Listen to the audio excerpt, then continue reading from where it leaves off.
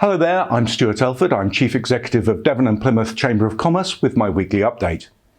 I've just watched Rishi Sunak announce enhanced support for business to cope with the impact of the pandemic.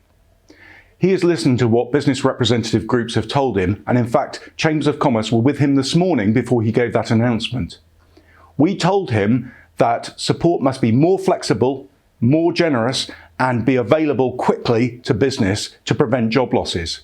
As a result of that campaigning on your behalf, he has announced a much more generous job support scheme, which includes the flexibility to have employees working only 20% of their hours and employer contributions being reduced to just 5%. We hope this will be enough to save a lot of jobs, but of course time will tell and the devil will be in the detail. British Chambers of Commerce have written to the Prime Minister asking for 5 clear tests to be applied in the case of any local restrictions. The first is that they must be evidence-based and targeted. The second is that they are clear and that they gives business time to prepare. So it's got to be clear what those restrictions are, what business must do, and have time to react. The third test is that the support available must be commensurate with the impact on the business.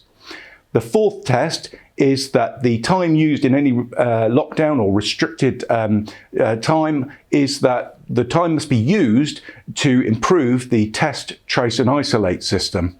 And the final test is that there must be a clear strategy for increasing or decreasing the restrictions and a long-term exit strategy.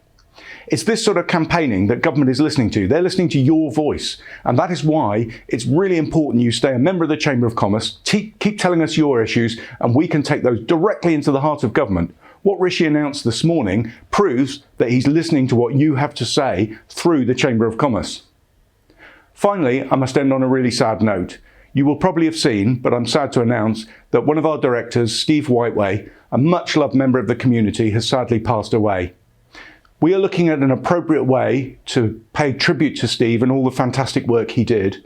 And we will be calling out to you for your tributes in due course. So please look out for that. And we will have an appropriate tribute at our award ceremony, which is on the 4th of December. In the meantime, please, the rest of you, stay safe, keep complying with the guidelines. Let's avoid a restriction in our area. And thank you for your continued support.